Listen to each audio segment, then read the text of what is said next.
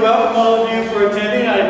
Those of you who don't know me, my name is Tom Chavez. I'm one of the council members here in Temple City, and I want to thank Carl. Of course, you know Carl Bloom, our Mayor Pro Tem, who's filled in for us the last couple of weeks. He's here this evening as well. There must be something about wives of council members attending, because Jane, my wife, attended the last one, and now Jeanette, of course, Carl's wife, is here for this one. So now we have to work on, I guess, Fernando and Vince, I guess.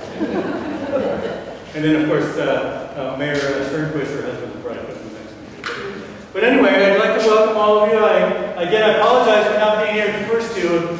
As you can imagine, our schedules get a little bit crowded sometimes, and we have other events to go to. Not that they're really more important than this, but welcome to this. This is fitting that I come to this one, though, because you're going to hear tonight about our Parks and Rec and our code enforcement and stuff. And I actually come from the Parks and Recreation Department. I was a commissioner there for a number of years before I got elected to council. So Kathy and Kathy was my boss. So now I'm her boss. So I don't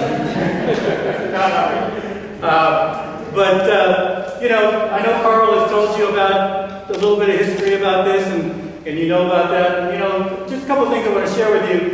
You know, the idea when we started talking about this whole idea of the Citizen Academy was two things: to, of course, educate the citizens of our community, and also to serve as a sort of a training ground, of course, for future commissioners and council members. And I think it's worked so far because we've actually had a few of our new commissioners are graduates of our first academy from last year, and that was the whole idea. And hopefully those of you will move on or consider those in the future. And I'm sure a few years from now we'll see you up on the city council as well. So, but be careful what you wish for sometimes. But anyway, so I know our staff has been doing a great job, and you know, I'm a little biased, but I think we have one of the best staffs around. I know you've already heard about our financial issues, and of course what the city council does.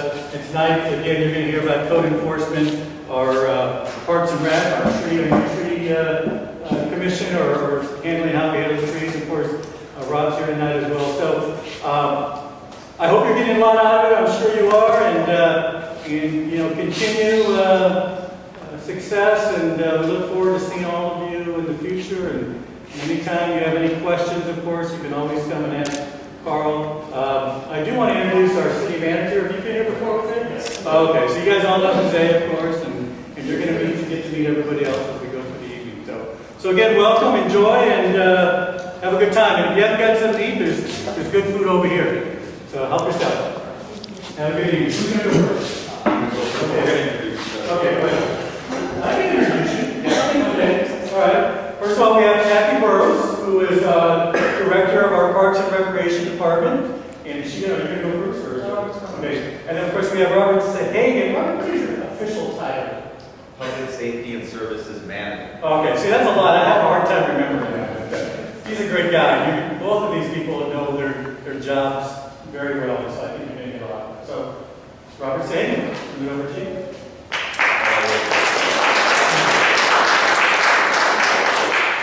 Wow. I never get one of those, especially what it is that I do.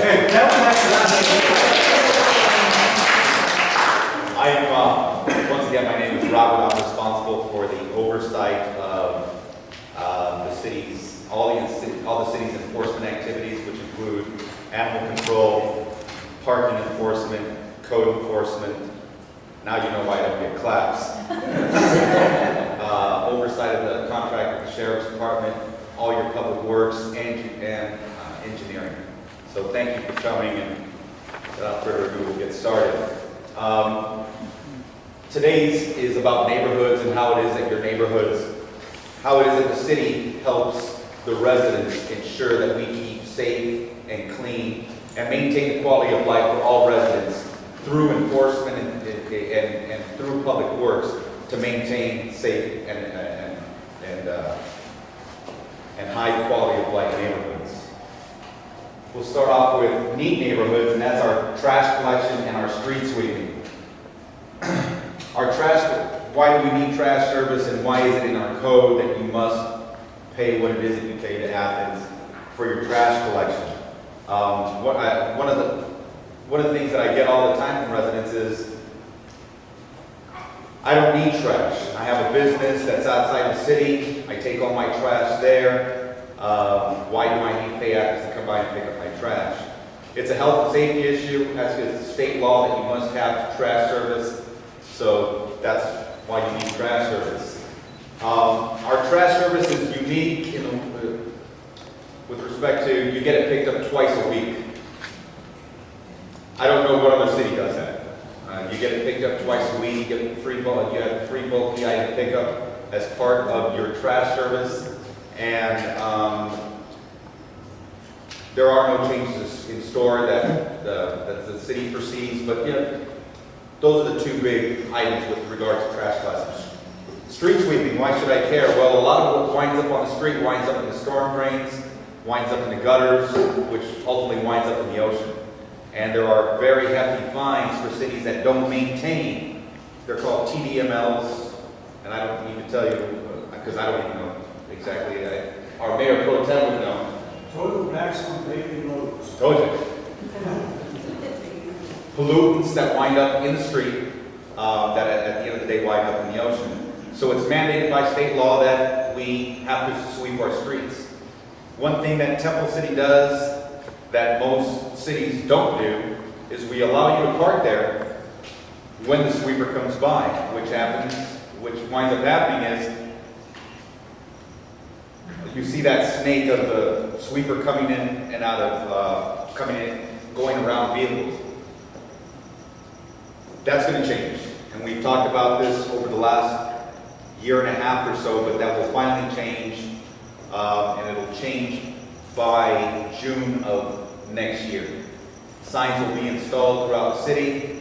You'll be able, if you live on the street, if you live on Olive on the south side of the street, you won't be able to park on your street on Wednesday between 9 and 11. If you live on the north side of the street, you won't be able to park there on Thursdays between 9 and 11. So what that ensures is the street looks clean once a week. It'll be swept. There won't be any trash in the gutters, and it'll just look that much nicer.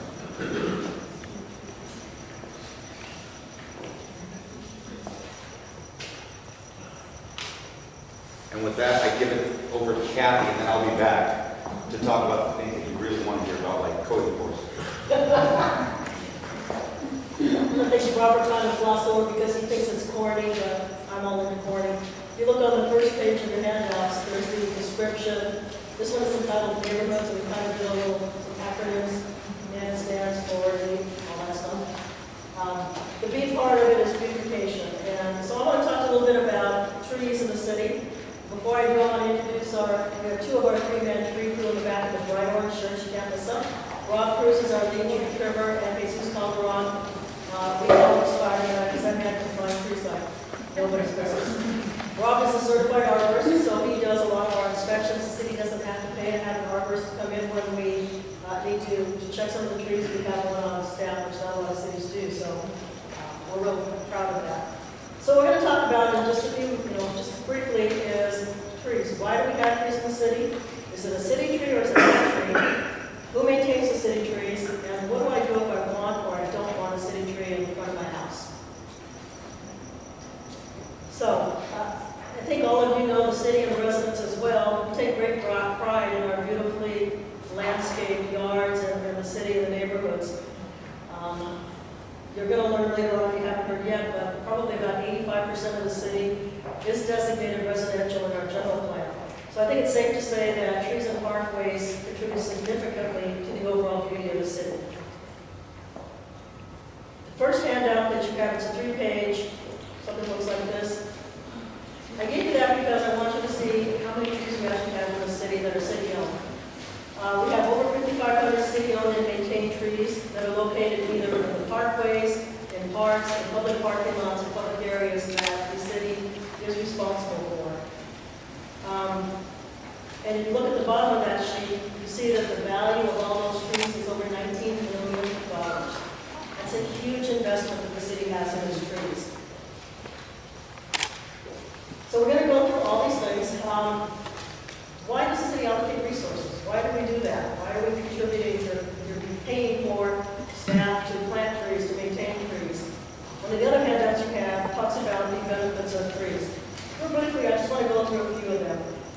obviously, I think we can all agree that trees enhance our surroundings. They make our neighborhoods look nice. A tree-lined street usually looks much nicer than a street that just has concrete and sidewalks and no trees. It breaks up stretches of asphalt and concrete. But beyond that, research has found that simply having trees on your street can increase your property values.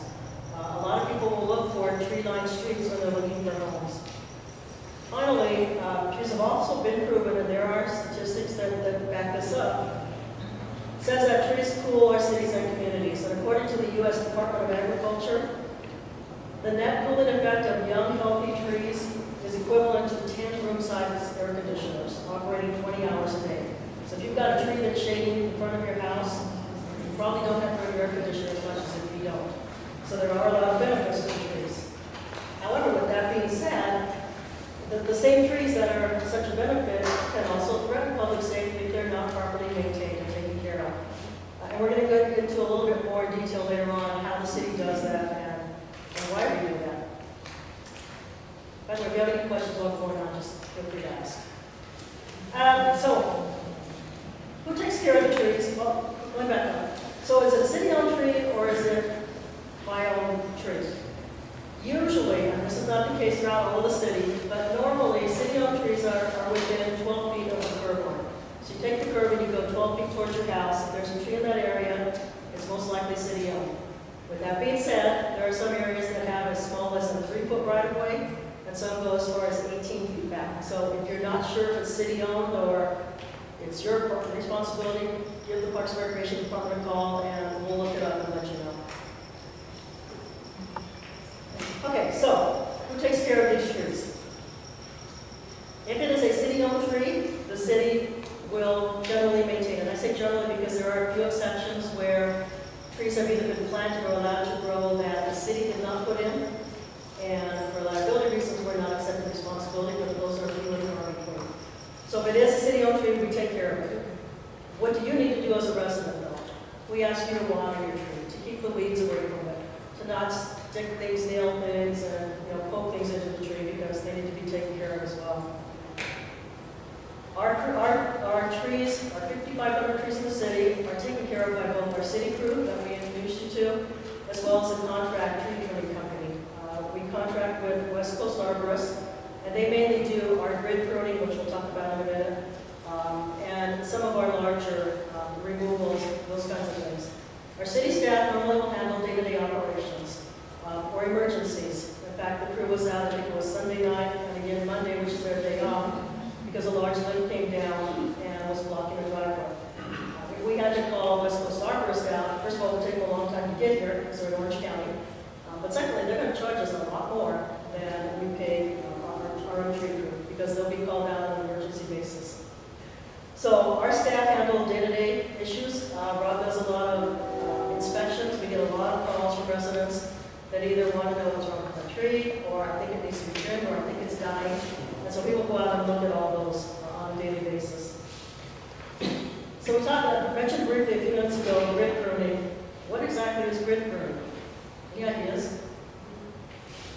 We've been doing it, West Coast has been in the city, and I don't know if you live on the streets where they've been working. What it is it's a systematic approach to trimming trees, and we designate predetermined grids, a section of the city, and every tree in that grid is trimmed during that time. We have 12 grids. We are in a 4-year trim cycle, which means theoretically, every tree in the city is trimmed at least once every 4 years. So right now, we have West Coast Arborists has already completed 1 grid, and it's in the northern part of the city. They're working on the second one. We do 3 grids a year, and then the third one will come later. The benefit of this is, if it's done regularly, it reduces the need for emergency maintenance. If you maintain the trees regularly and keep them trimmed, they're less likely to have failure or branches breaking as when it goes along. The other benefit, I'm just going to throw it out there, we're all residents. If you trim every tree on the block, even the smaller ones, then our residents know or feel that they're getting bang for their buck. Hey, they didn't pass my tree by, they're trimming every tree here. Even though mine's a little smaller and that one's bigger, they trim all the trees. And then we have Rob that goes out and makes sure that they trim them right.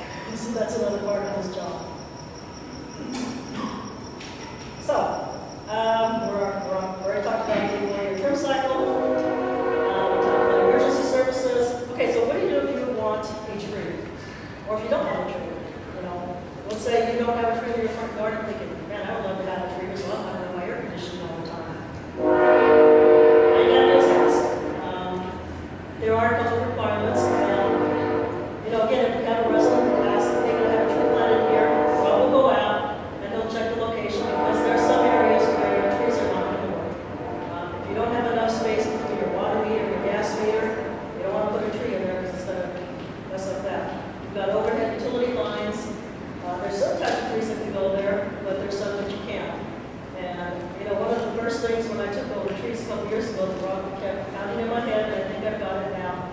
The right tree in the right place. You don't want to put liquid amber that's going to grow to be how tall, Rob? Probably 60 to 70 feet. 60 to 70 feet right on the utility lines that are 40 feet down. Doesn't work. And so, you know, we have that situation now because a lot of these trees were planted 50, 60, 70 years ago when the city was young. And now they're huge trees and there's utility lines that are in the middle of them because the utility lines came after. So we're trying to deal with those issues. So I mentioned that we have over 5,500 trees in our inventory. Obviously, we have about 11,000 parcels, so not everybody has a tree. Why not? Well, there's a couple reasons. One, we talked about the right tree in the right location. So some properties aren't a good location for a tree. But we also have some people that don't want a tree in their front yard. And our policy in the past has been if a resident doesn't want a tree in their yard, it's probably not worthwhile to put one there because they won't take care of it, they won't maintain it, and it's going to die down the road anyway. Our goal is to try and educate our residents and encourage everybody to want a tree in their front yard. Yes, they can be messy. You know, I've got a tree line full of liquid ambers and other trees that drop all their leaves in the fall. It's beautiful because we've got all these yellow leaves all over the place. But when I have to rake them up every day, it's not so much fun. But what we're trying to do now is go from beyond, you know, being a city that we knew we had trees, but, you know, how do we get rid of them, to wanting our residents to want the trees. And that's what we're working on now. Question. Yes? Do we have to get an approval from the city if we want to plant a tree on the, by the curb or sidewalk? Yes. If you want to plant, if you want to do anything to the trees in the public right of way, you have to contact the city. And one of the things, and I'm just about wrapping it up, and we can get to that in a second. This past spring, the city council expanded the duties of the Parks and Recreation Commission to include oversight of the city's urban forest, our trees. Up until that point, we didn't have any body that really acted in that capacity. Our code in regards to trees was very minimal. In fact, it basically dealt more with, if you want to get rid of your tree, hey, here's how you do it. So one of the things that we wanted to do, and we put in our work plan a couple years ago, was to increase the community's knowledge of our urban forest. You saw in the first handout that our urban forest is worth $19 million, and I think that's a good investment, and we need to protect that. So one of the first steps in that was to designate a body, which is now the Parks and Recreation Commission, to oversee these issues. The second step, which the commission has just completed, is they developed a brand new tree ordinance. And instead of being called roadside trees, which our current one is, it's a tree preservation and protection ordinance. And it kind of puts a different spin on it, that it shows that this city and hopefully our residents are committed to preserving the trees in our community and, you know, and expanding those even more so.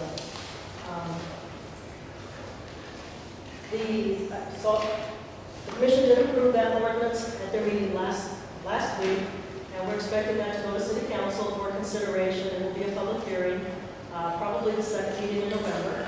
And so we're hopeful that the council will approve the new ordinance, which will then go into effect right around the first of the year. The other benefit to that, it gives meat to what we're doing. And what I'm saying is, right now, there is nothing in our ordinance that says when or how or why you take a tree out and put a tree in. So we've been going off of policy and not ordinances, which are the laws of the city. So we do not remove trees unless they meet certain criteria. If they're dead, then we'll remove a tree.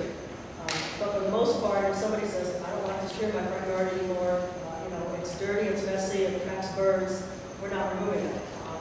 There has to be a reason. The problem was, we didn't have anything to back that up if somebody really questioned us on it. And so having this ordinance in effect very clearly spells out in what situations a tree can't be removed or planted or anything else for that matter.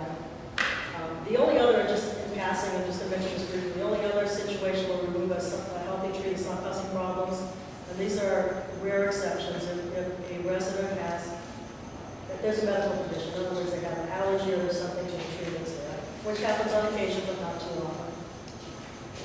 So we talked about our two tree ordinances, private trees, just very briefly, this gets more into Robert's side of trees. I know he's short, but he's just back here. The city normally does not get involved with private trees, however, there are a few exceptions. As a property owner, if you have private trees, especially ones that are overhanging to the public right-of-way, you need to maintain those.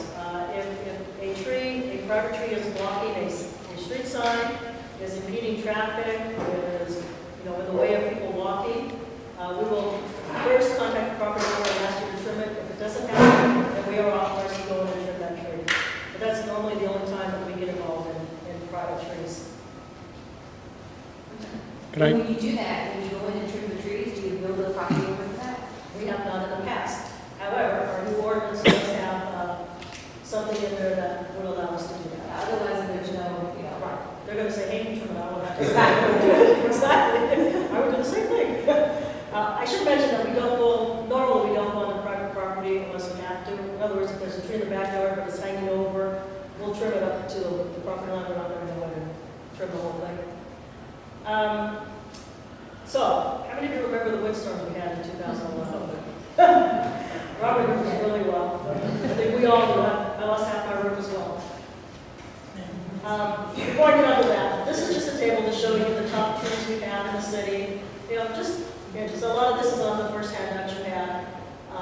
But what I find interesting is you can really clearly, by this and by the handout you got, look and see which trees are, let's say, the most valuable, financially wise.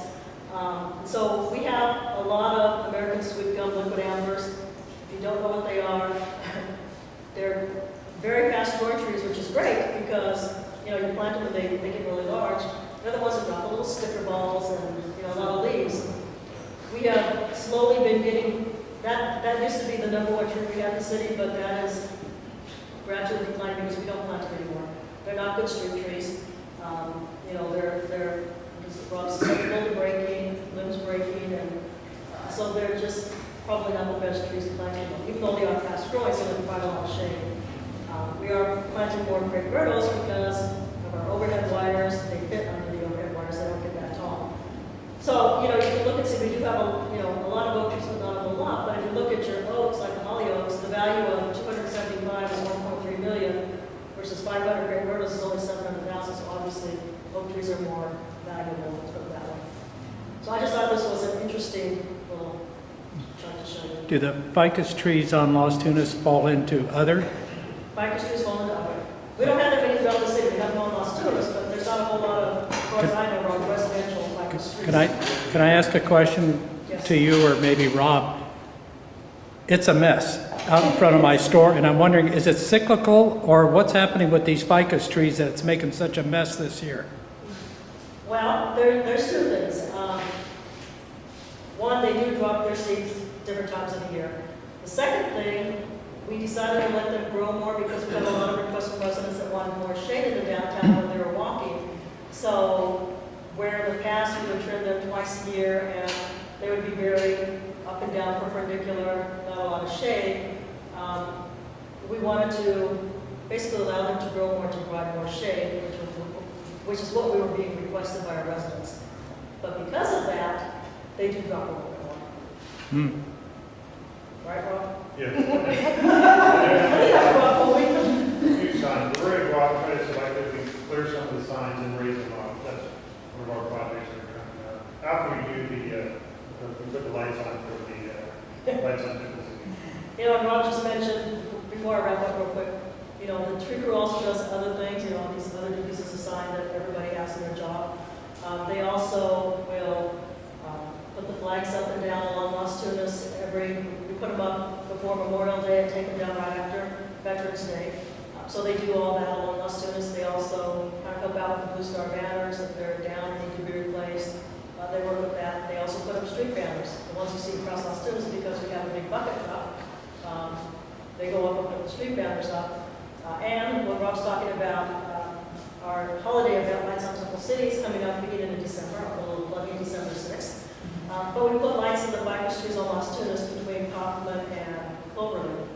So that's their job as well, is to line up our trees. And the big redwood tree in Temple City Park that we usually line up, Jesus climbs up and does it. So if you want to see him in action, let me know. I'll tell you what day he's going to be putting those lights up. Really quick, so I'm going to get into Robert's time now. So, the storm. We'll talk about the storm real quick.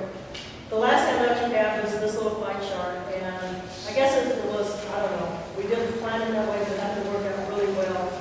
The day before we had the windstorms, rolling back up, West Coast Arborists got offered to do a GIS of all our trees in the city, which was great. We extended their contract a couple years ago, and they said that we'll do this free and do a GIS inventory of all your trees, which they've been working on since June or whatever. The day before the windstorm, they notified me, GIS is done, here's your link to it. The next night, we had the winds, and we all know what happened with the winds. We lost, in Temple City alone, over 300 trees were gone, toppled, whatever. We also had another 200 trees that were inspected and found that these are severely damaged, we need to remove them. And then we had another 100 that needed some type of corrective pruning. So 600 trees needed to have some work on. The reason we knew that is West Coast then sent someone out, and they did the inventory again, and said, all right, here's what we had before, here's what we have after. So this pie chart that you have is the report they gave us that shows, how many healthy trees we have, how many structured on sound trees we have, before and after. So it just happened to work out that because the inventory was completed right before our windstorm, it was very easy for us to find out very specifically how many trees we lost. Because we had that, it was very, I don't know, somewhat simple, even though applying for grants is never simple, but we did apply for a grant through Supervisor Antonovich, as the county had a competitive tree planting grant that the supervisor made available to the cities that were affected by the windstorm. We received $70,000 to replant the trees, and this year alone, between our staff, West Coast Arborists, and we contracted with the Saginaw Valley Conservation Corps, we have planted in the past 8 months almost 300 trees.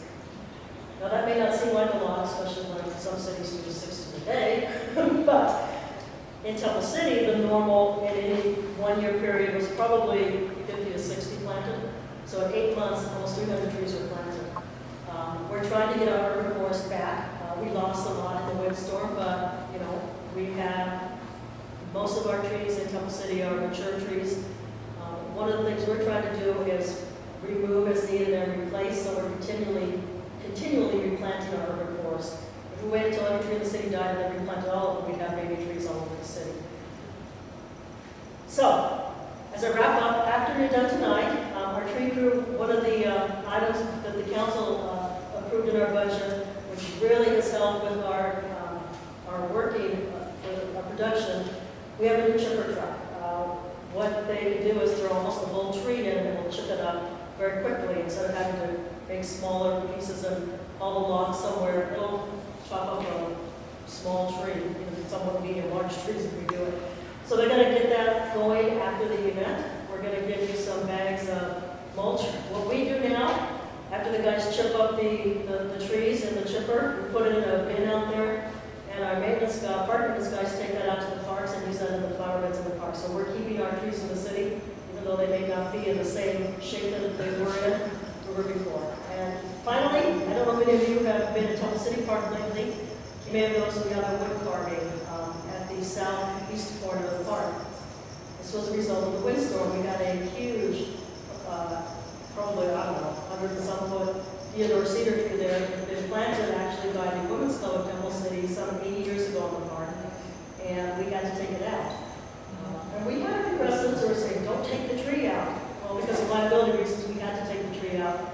But we wanted to preserve it somewhat, so we had a wood carver come out and he carved the city seal. I should put a picture on that. He carved the city seal into the stump. So it's, you know, we kind of preserve the tree and it also serves as an artistic element in our park. Robert? Kathy? I'd stay away.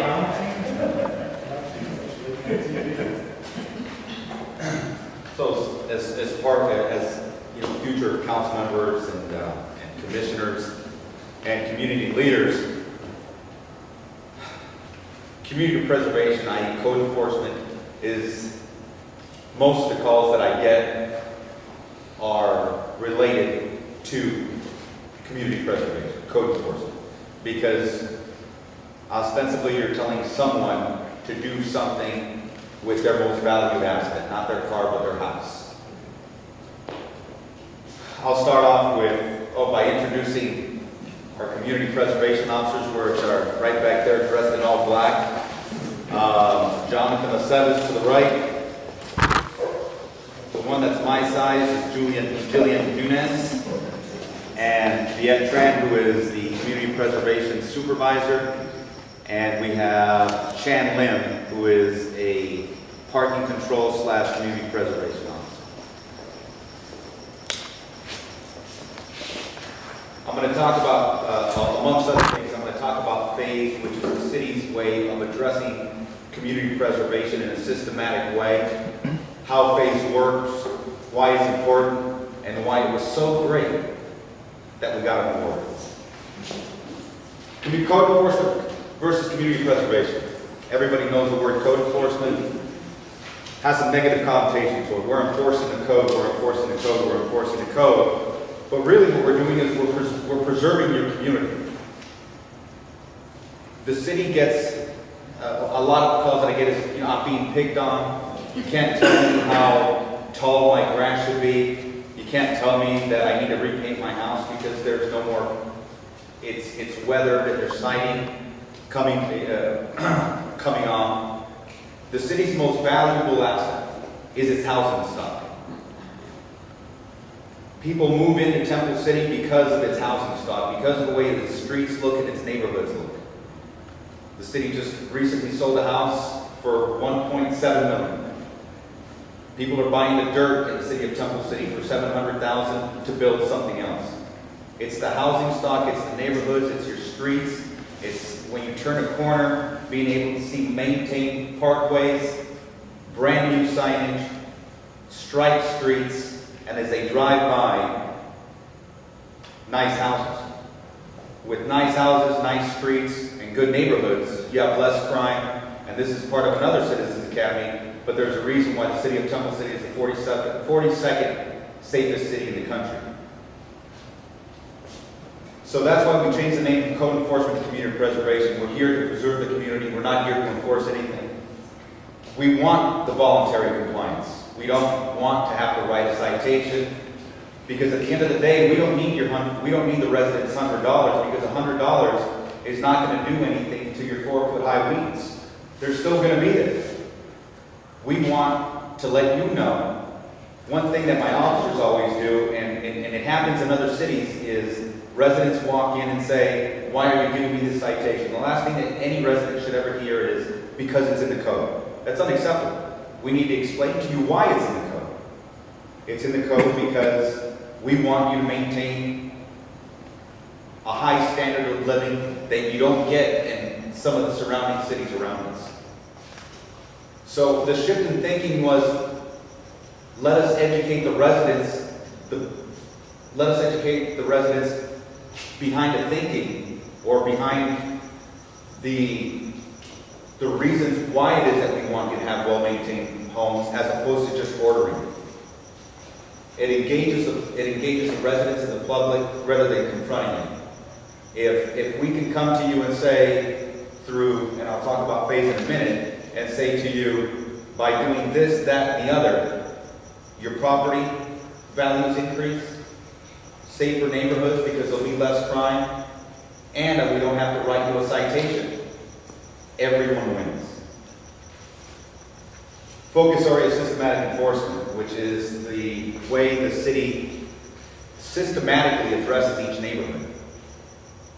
In the past, what would happen is a community preservation officer would get in his vehicle and he'd drive, right? And he's just driving, and he sees a house and he says, yeah, they have tall weeds. But on his way there, he missed the 10 other houses that had the tall weeds because he just decided to stop at that. What this did is it focused our efforts on a 1 to 2 block area where the officers literally get out of their vehicle, they walk with not citations but door hangers, and I'm sure a few of you here have got the door hangers, and if none, that's great, that's why you're here. And these door hangers look just like that. They're bilingual, and they address, right in there, they address 10 of the things that you can fix the quickest, that have the best, that have 80% of your... Thank you very much. There you go. It's, Jonathan, what are the 10 things? 10 things, trash containers, there's clotheslines in the front yard, you have inactive landscape, overgrown vegetation, inoperable vehicles. You're helping me out right here. There's a lot of things on there that you wouldn't normally think of just driving down the street. You know, you have people with holiday lights on, and you don't even think that's a violation, but it actually is 15 days after the national holiday. So that's what we try to address with those ordinances. Aren't they great kids? Right? So it's the things that you can fix the quickest that have that best effect. If you drive down the street and we're in the middle of March and you don't see your Christmas lights still up, you're not drying your clothes in the front yard, you don't have any overgrown vegetation, you don't have any inoperable vehicles in your driveway, your landscape is maintained, you don't have to buy anything. You've just taken care of 60 to 70% of the things that make a neighborhood look nice without having to pay for anything. And everyone on that street wins. If you could just picture that if everyone on a street would just do that, how much nicer that street would look.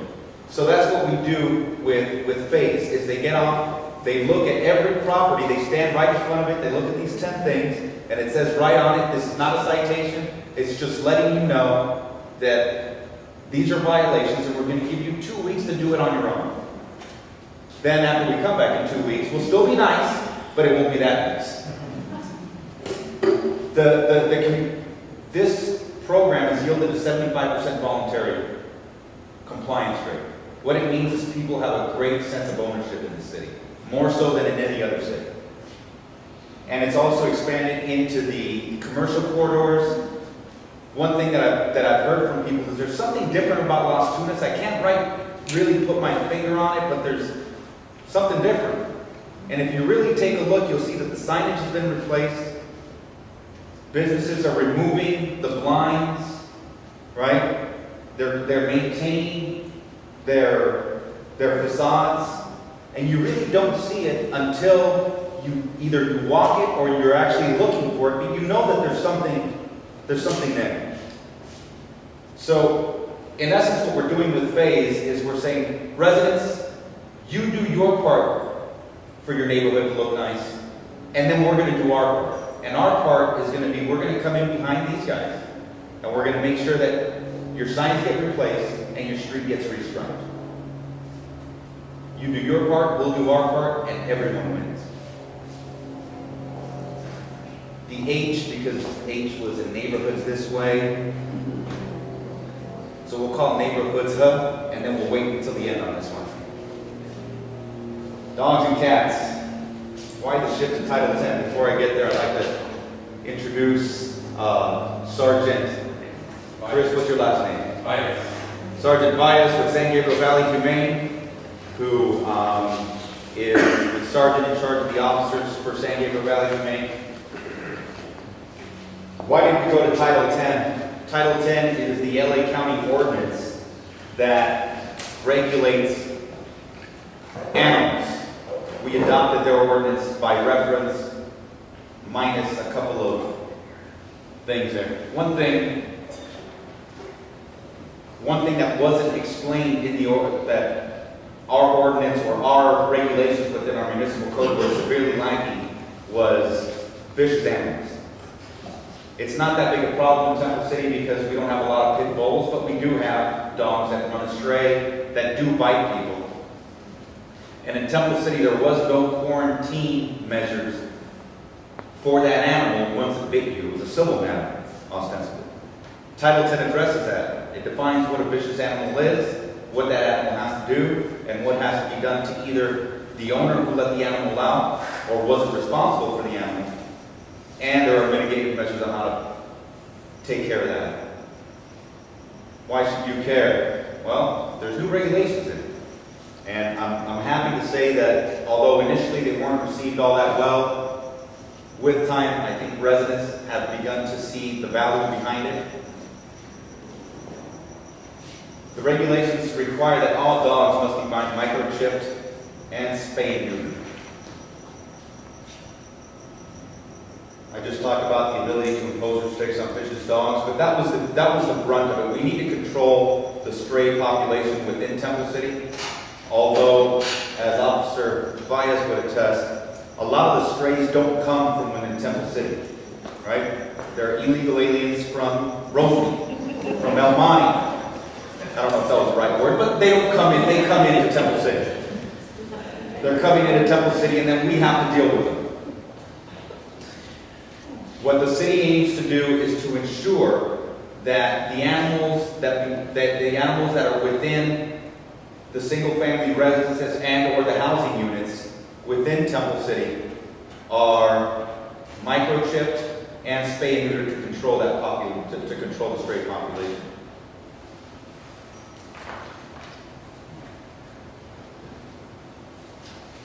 Really? Oh yeah, pick up after your dog waste. It winds up in storm drains, so the city is reaching out to residents to please don't.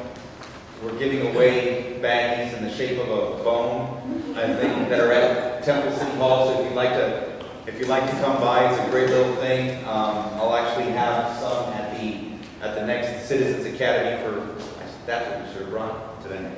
But we encourage, another thing that on our code enforcement hotline is, so-and-so is walking by my house again and their dog is stopped right here. Can you come out here? And I said, I'm sorry, resident, I can't stake out your house, but if you tell me where we can go talk to the resident so he doesn't poop on your lawn.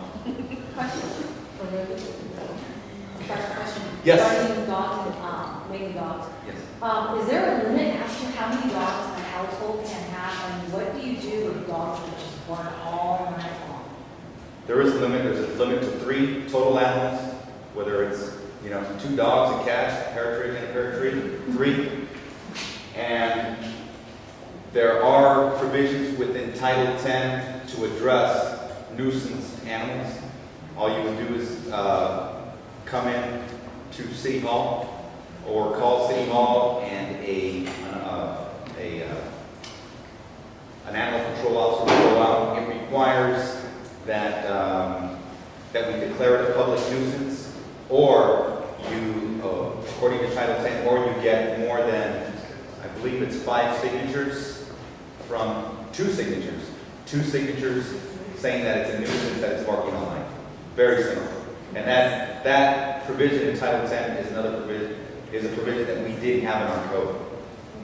In our code before, there was nothing that said that your dog would bark all night. We had to deem it a public nuisance, which means we had to send officers out at 2 o'clock in the morning to listen for dogs barking. So the 2 signatures you're talking about are just any 2 residents on that street who are victims of the barking dogs? Independent residents, not streets. Okay. Any other questions about dogs or code enforcement before I move on to streets and sidewalks? What's the definition of a vicious dog? Oh, wow. One that chases you. It's in Title 10. I think it's one that chases you aggressively. A lot of it's subjective. Any animal that shows aggression without provocation. There you go. Any questions with regard to code enforcement or animal control? Yes, sir. Would the ceiling be a code enforcement? It sure would. If it was visible from the public right of way. Ah, okay. Gotcha. They always get, they always have an answer, right? Yes. If it was visible from the public right of way. Good question. Streets and sidewalks. We're going to talk about streets. How do you know how does the city know when it is to fix the streets? What is a pavement management plan? Why do we have sidewalks citywide? How do potholes get filled? Then we'll go into signs and lighting. When are we getting new street? Are we getting? Yes. When? I'll let you know. Why the new signs and who maintains and pays for streetlights?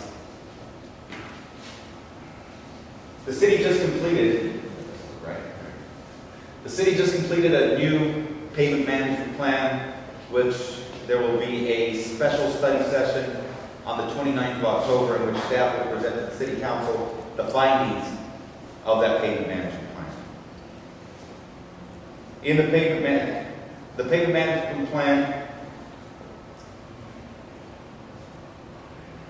scored every street segment within the city from a score of 1 to 100. 100 being a new street, 1 being a really bad street. The city's overall PMI, which is Pavement Management Index, was a 64, which is, according to industry standards, is a good rating.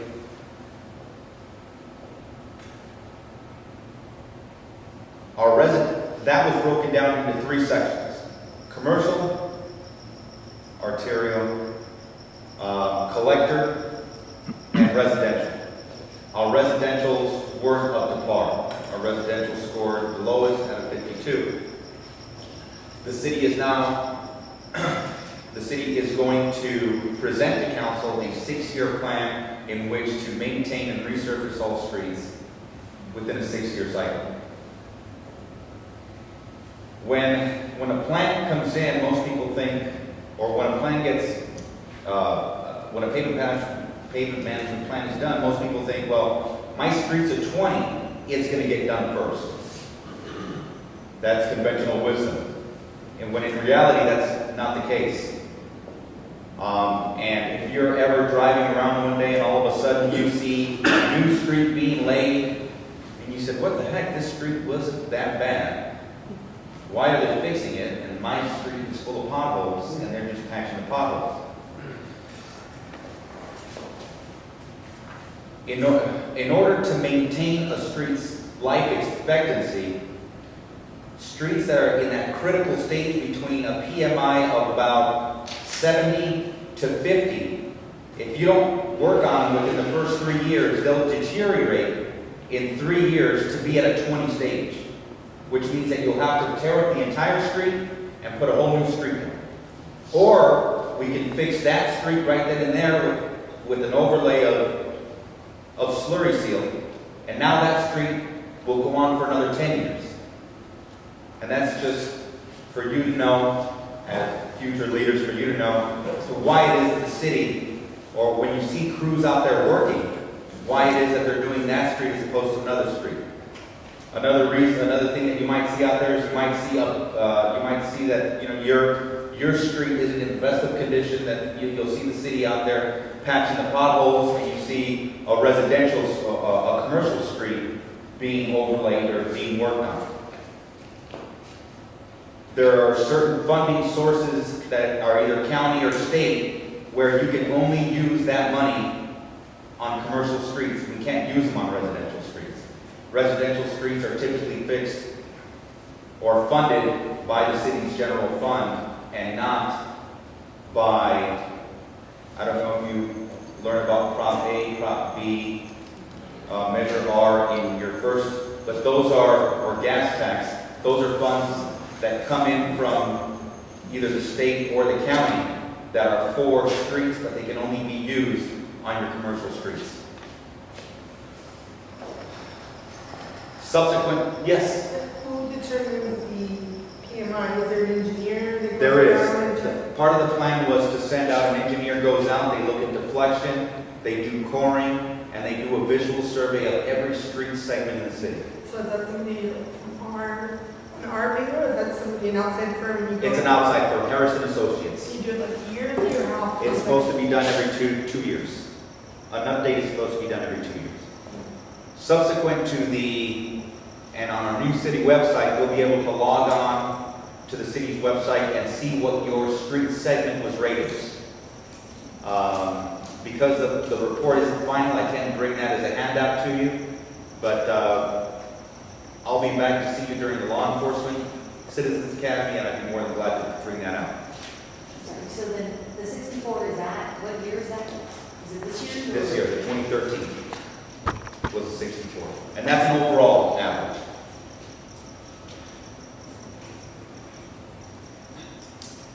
Sidewalks. Why are there no sidewalks in Temple City? I know Kathy talked about earlier that typically it's about 12 feet back that the city owns. I'm just gonna, from the code enforcement, whenever you want to put up a wall or whenever you want to put up a fence, please come in and let us know where your property line is. Over time, because Temple City was incorporated, people have built down all the way to their curb, not realizing or thinking that come in, we'll let you know where the property line's at, then you can build behind that property line, because if the city ever wants to install a sidewalk, the onus is placed on the resident to remove the obstruction, or the city comes by and moves it for you. It's horrible. I know. The city is making a concerted effort to install sidewalks, either through CDBG funding, either through funding that's out there through community block development grants.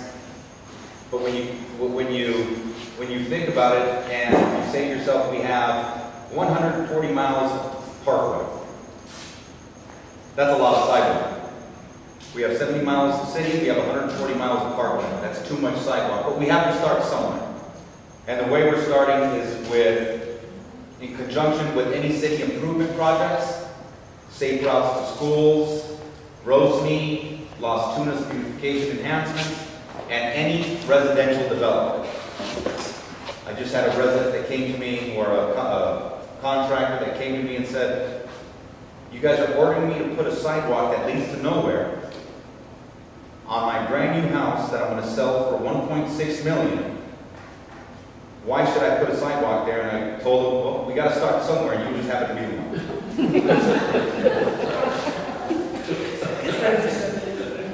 Explain it. Filling potholes, yes. What is the timeline? How many years will it take for all the city to have sidewalk? And I'm trying to figure out what timeline is for my property. Are we talking about? Do you have sidewalks? No, I don't. You don't have sidewalks? Yeah. I wish I could answer that. That's a lot of miles of sidewalks. It's a legacy. I'm sure it'll be after I retire.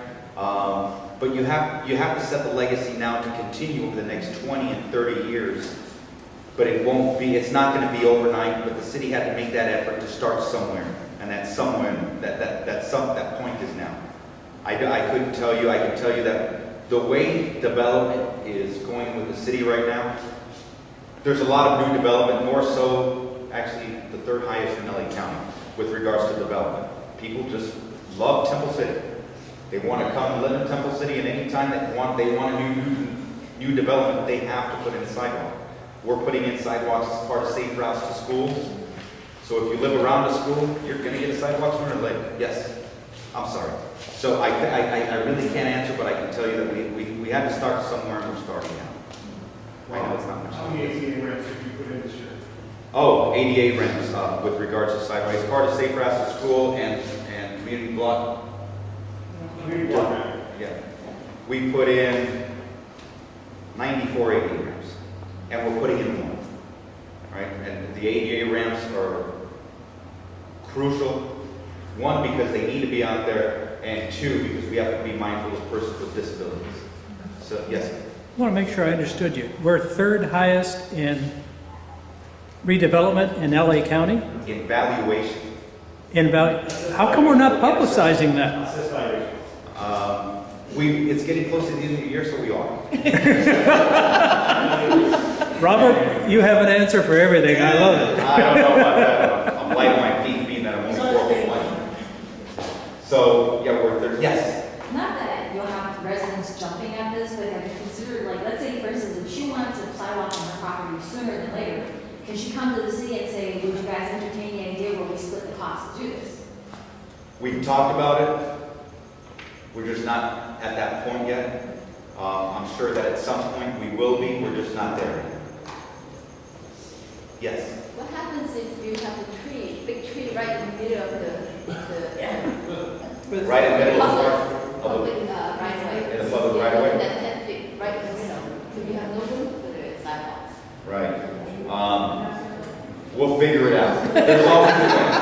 No, really. I think that's my house. There- It wasn't my home, one that has a sidewalk. There is no, I mean, the tree is, the diameter of the tree may be about 7 feet. And then the roots and all that occupies maybe 8 feet, and you have a foot and a foot Right. on both sides. I know we don't want to get rid of our urban forests. Right. We just don't. But at some point, we need to make a determination whether we want the sidewalk or we want the tree, or we want the sidewalk and the tree. And I think we can have both. I always think there's always a way. And whether it's we remove the tree or we make a meandering sidewalk, because typically the city owns about 12 feet of right of way. Sometimes more, sometimes less. If you look on my vote where all the power lines went down, Edison came in and installed these huge telephone poles. Huge telephone poles. And everybody said, now there's no ADA access. Our city manager gave direction, just get it done. Now you have bulb outs around each one. There's always a way. Well, there's always a way to get it done, and that would be a specific Because instance. a lot of times when you put the sidewalk in, Yeah. the roots will push up your sidewalk anyways, and it becomes Right. unsafe. That was the way the city used to do business with regards to trees, but we took them out. They're not here. We'll take that. That won't happen anymore. Robert's crew is really great at installing root barrier, and I'm sure he has a bunch of other things that go along with outbuilding the sidewalk. The reality is, right now that I get into sidewalks, is there are places where the sidewalk is lifted. And as part of that pavement management plan, our sidewalks were also assessed and compared to surrounding communities, i.e. St. Gabriel, even Arcadia, Rosemead, El Monte. There's only one other city that undertakes assessing their sidewalks. Pasadena does it, and we have the best sidewalks. We really did. If you go through Rosemead, some of those sidewalks they're ramps, right? If you call into the city, and now I'll get into the pothole and the sidewalk list. If you call into the city in the past, if you called to the city and you said, I want my pothole filled, we would take that request, or my sidewalks lifted, we would take that request, and being a contract city, what would we do? We contract with LA County Public Works. We would then send that to LA County Public Works, and we'd say, LA County Public Works, please go out there and fill this pothole that's maybe about 18 inches around. They'd say, sure, City of Temple City, we'll be out there. And we'll be out there in about 3 weeks. It's our job to ensure that the public money is being spent efficiently. I don't think calling the county and being charged for the overhead for the truck, the 3 people that come in the truck, the guy to hold up the shovel while the 2 guys put it down the asphalt, to fill an 18-inch hole is going to cost the city about $1,000, between $800 and $1,000. They put down the asphalt, they take their tire, and they run their tire back and forth on it. That's the way they would fix it. It would take 3 weeks. City manager came to Public Works and said, guys, there's got to be a better way of doing it. We do that now. City staff does that now. And it doesn't take 3 weeks. We give you a commitment that we will fill that pothole within 3 business days. And not only will we fill it in 3 business days, it's going to fill really, really well. Because we won't be back. a vibratory rammer. We open up the hole how it's supposed to be, and we'll take care of it right then and there. And instead of it costing $1,000 per about 18 inches, it's closer to about $120 for every 2 feet. It's your money. Same thing with sidewalks. We would go out there and we'd see a sidewalk, and what the county would do is the county would come by with that asphalt. You've seen it right on all sidewalks. You're walking, all of a sudden there's asphalt on the sidewalk that's at an angle. City manager, city council came to Public Works and said, we got to fix this. Okay, we're either going to break up that sidewalk, or we're going to shade it down. If we shade it down, because most of our sidewalks in Temple City are great sidewalks. They're just big. I guess at some point people want to land helicopters on them or something, but they're really good sidewalks. So we can keep shading them down for years on end and it'll still be a sidewalk. So what we've done is we told the county, you come out when we call you to come out. Because another thing about the county is we would get charged $3,000 per month for them to monitor and assess our streets. What they would do is if they were driving from point A to point B, that's how they were monitored. There was no systematic way in which they would drive the streets or give the little short bald guy a map on what streets they covered. I would say, so what street did you guys cover? I don't know. We just drive around. But what if you take that same route every day? Sorry. So what we said is we'll take it on. We'll do the inspection of the streets because we can do it better than you can. And we'll call you out and we expect you to have it done in a week. And they said yes. And now we'll be out there in a week if your sidewalk is lifted. Or if you need a pothole, we'll do it. We'll do it in 3 business days. Yes? How long have we been doing this now? For 90 days. No, 45. Guys, help me out. About 45 to 60 days. Yes. 45 to 60 days. Yes, sir. The pothole is just starting up. How big before? It doesn't matter.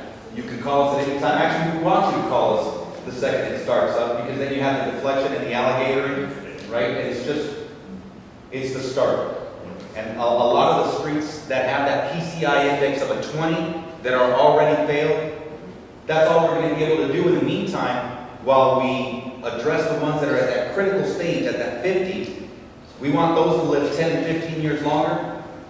And then this one's already failed, I'm sorry to say, but we'll get back to you and we'll give you a new street. Got to identify the funding. That's the tough part. Signs and lighting. You'll start throughout the entire city, you'll start seeing new street and traffic signage. There are new regulations for street. You won't have the box that's lit up. Sometimes the bottom bolt goes out, right? So it's La Tuna or...